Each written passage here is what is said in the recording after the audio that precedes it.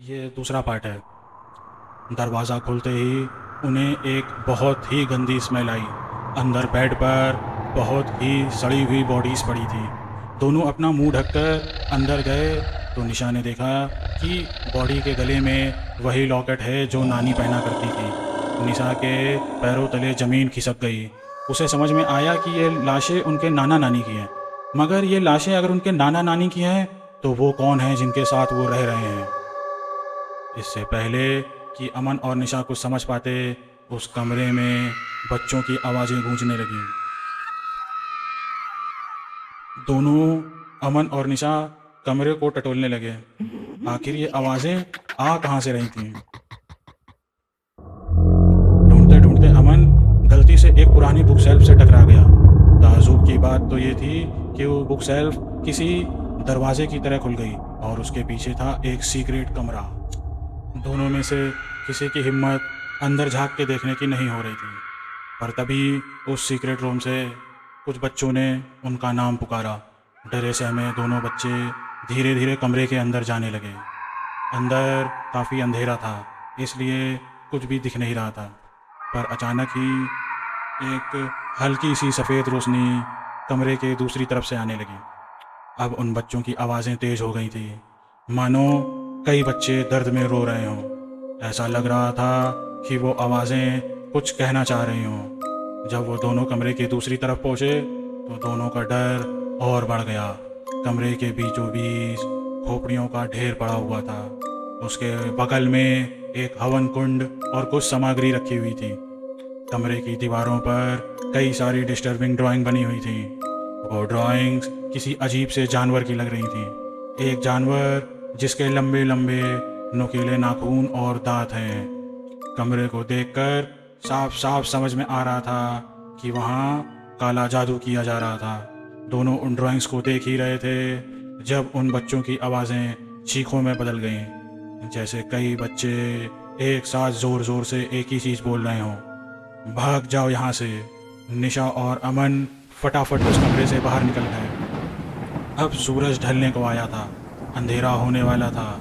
निशा और अमन को अब ये समझ में आ गया था कि जिनके साथ वो रह रहे हैं वो उनके नाना नानी नहीं हैं। वो लोग जो भी हैं बहुत ख़तरनाक हैं। तो उन्होंने तय किया कि वो दोनों उन लोगों के आने से पहले ही भाग जाएंगे। दोनों जल्दी जल्दी फर्स्ट फ्लोर से नीचे उतरकर घर के फ्रंट फ्लोर पर पहुंचे और पता नहीं क्यों फिर जब वो दरवाजे के पास गए तो दरवाज़ा खुल ही नहीं रहा था। दोनों घर के पीछे वाले गेट की तरफ जाने लगे। जब उन्हें किचन से एक अजीब सी आवाज़ आई। जब उन्होंने किचन के अंदर झांका तो किचन के सिंक के नीचे बैठे वो दोनों लोग जो उनके नाना नानी की तरह दिख रहे थे, वो जानवरों की तरह कुछ खा रहे थे। उनके पास वही लाल रंग वाला पतीला रखा था। उनके पूरे चेहरे पर खून लगा था। वो दोनों के जानवरों जैसे लंबे पीले दांत थे। उनके उंगलियों के नाखून लंबे काले और नुकीले थे, बिल्कुल उन्हीं ड्राइंग्स की तरह जो उन्हें उस सीक्रेट रूम में दिखी थी। वो पूरा नज़ारा दिल दहला देने वाला था। दोनों लोग जानवरों की तरह गुर्रा रहे थे। तभी नानी का सर एकदम से उनकी तरफ घूमा। उनकी आंखें सफ़ेद पड़ी थीं, सिर्फ गहरे काले गड्ढे थे। उन्होंने किसी भड़के हुए जानवर जैसी आवाज़ निकाली। ये देखकर अमन और निशा वहाँ से तेज़ी से भागे और पीछे वाले दरवाजे से बाहर निकल गए। बाहर आंगन का झूला ज़ोर ज़ोर से हिल रहा था और हवा में एक अलग ही स्मेल थी, खून की। दोनों ने पीछे मुड़कर नहीं देखा, पर वो जानते थे कि वो दोनों दरिंदे उनका पीछा कर रहे हैं। उन्हें पीछे से आवाज़ें आ रही थीं, रेंगते हुए पंजों की और गुर्राने की आवाज़ जो धीरे धीरे तेज़ हो रही थी। दोनों बच्चे अब बहुत ज़्यादा डर गए थे। दोनों को नहीं पता था कि वो भागकर जा कहाँ रहे हैं। बस वो ये जानते थे कि उन्हें बस कहीं दूर भागना है। भागते भागते वो दोनों एक मंदिर के पास पहुँचे और बिना कुछ सोचे समझे अंदर चले गए। दोनों ने एक बार भी पीछे पलट कर नहीं देखा। अंदर जाते ही दोनों भाई बहन एक दूसरे को गले लगाकर रोने लगे। मंदिर के कोने में एक बूढ़ा आदमी बैठा हुआ था। बच्चों को ऐसा डरा सहमा देखकर वो उनके पास जाकर सवाल पूछने लगा। वो बूढ़ा आदमी वहाँ कोने से उठकर उन बच्चों के पास जाकर उनको इतना डरा सहमा देखकर उनसे सवाल पूछने लगा। आखिर इतनी रात को वो दोनों जंगल के बीचों बीच कर क्या रहे थे? तभी उसे बाहर से गुर्राने की आवाज़ें आईं। बिना डरे उस आदमी ने मंदिर के बाहरी दरवाज़ों को बंद किया और दोनों बच्चों को मंदिर के अंदर वाले कमरे में ले गया। उसने अपने लैंडलाइन से एक फ़ोन मिलाया और फिर वो बच्चों के पास आ गया।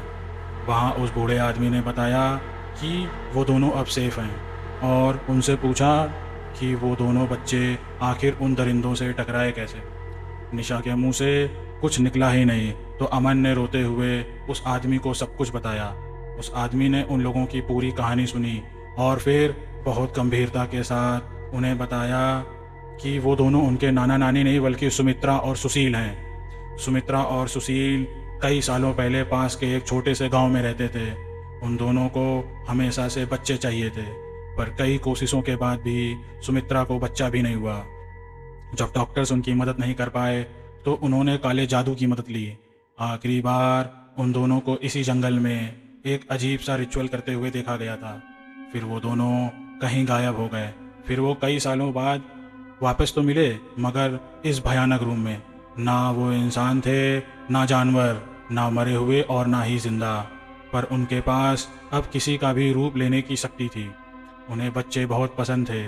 वो पहले लोगों को मारकर उनकी जगह उनके बच्चों के साथ रहते थे और जब बच्चों को कुछ अजीब लगने लगता या भागने की कोशिश करने लगते तो वो उन्हें मारकर उनका सर अपने पास रख लेते थे।